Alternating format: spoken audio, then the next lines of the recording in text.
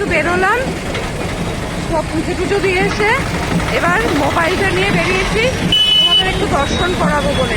কথা বলবো না, মেইন রাস্তা দেখাই। আমরা মন্দিরে যাব, রাস্তাটা পার হব, তার আগে তোমাদের মন্দিরের সামনে যে রাস্তাটা সেটা একটু দেখাচ্ছি। আর বিরাট বড় একটা ব্যান্ড পার্টি নিয়ে যাচ্ছিল, আওয়াজ এত আসছিল।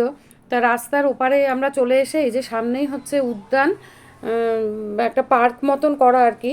সেখানে ওই সাই বাবার বড় মূর্তি রাখা, ভীষণ সুন্দর। এই যে জল একটা বড় এর থেকে সমানে জল পড়ে যাচ্ছে। আর এই যে দূর থেকে দেখাচ্ছি তোমাদেরকে মন্দিরের চূড়ো, এই যে আর পূর্ণিমার চাঁদ তো ওদিকে মানে দেখাই যাচ্ছে আকাশে। সেদিন যেহেতু দত্তা জয়ন্তীও ছিল, খুব ভালো দিন ছিল। আর আমরা ওই পার্কের থেকে একটু বেরিয়ে সামনের পুরোটাই তোমাদের দেখাচ্ছি। যে এই যে সামনে ঢুকেই বাঁদিকে হচ্ছে জুতো রাখার জন্য একটা কাউন্টার আছে, সেখানে কোনো পয়সা লাগে না।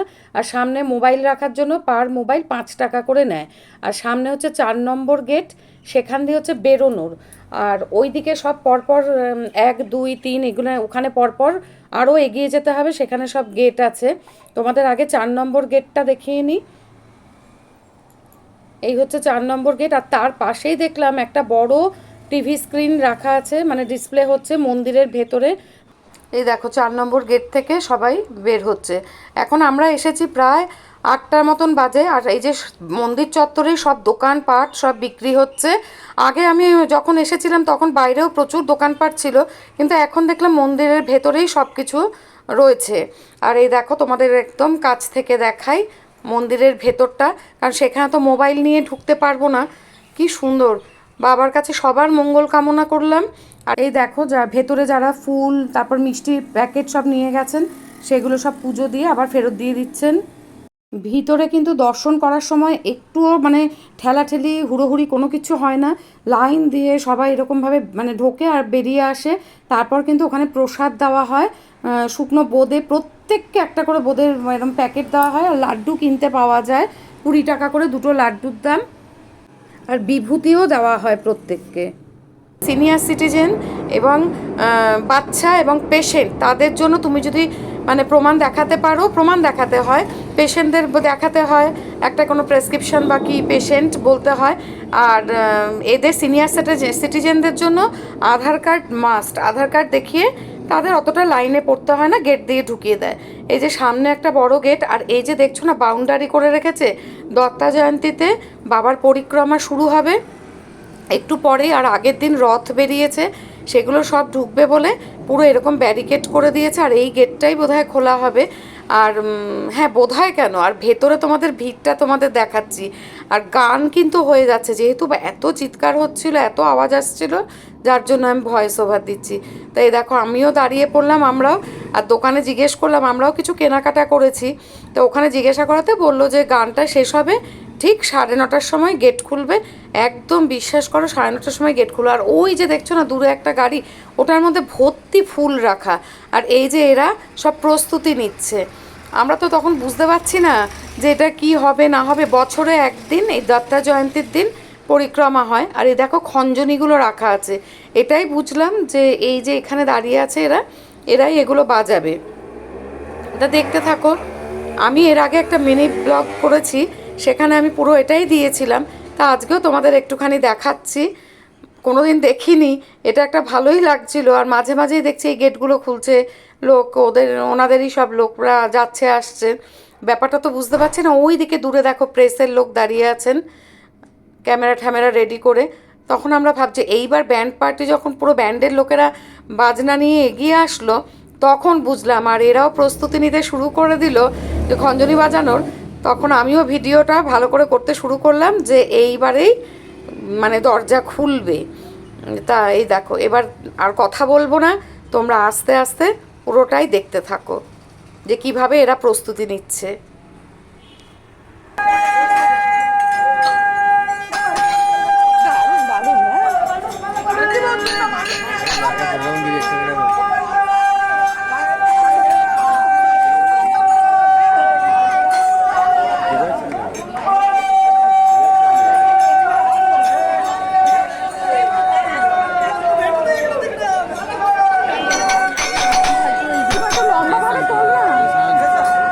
ওখান থেকে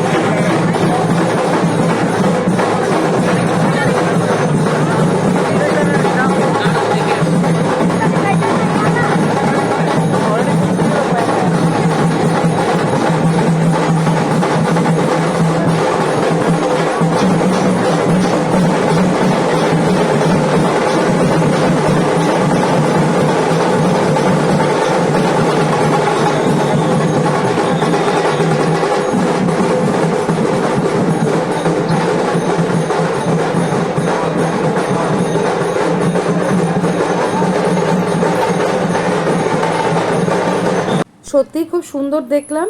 আর ওপর থেকে না পুরো পুষ্পবৃষ্টির মতন ফুল, তারপর রঙিন সব ছোটো ছোটো কাগজের টুকরো ওপর থেকে ফেলছিল। এত ভালো লাগছিল, পরিবেশটাই অন্যরকম হয়ে গেছিলো। সবার মঙ্গল কামনা করলাম, সবাই সুস্থ থেকো, ভালো থেকো, সাবধানে থেকো। আগামী বছর সবার ভালো কাটুক। আজকে এই পর্যন্তই, টাটা।